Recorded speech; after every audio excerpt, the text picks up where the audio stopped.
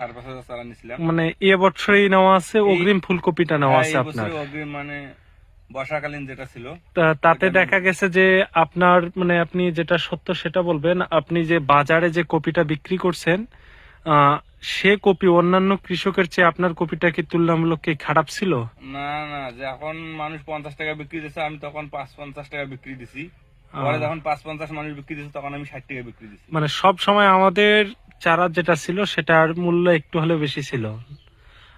আপনাকে যারটা দেওয়া হয়েছিল ফুলকপির উইনার, উইনার দেওয়া হয়েছিল, এটা অগ্রিমটা দেওয়া হয়েছিল।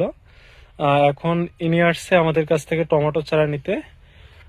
তেনাকে টমেটো চারা দেওয়া হবে বিজিএল, ওটার নাম্বারটা জানি কত সেটা তো আমার সঠিক মনে নেই। বন্ধন সিডের বিজিএল টমেটোটা তেনাকে দেওয়া হবে।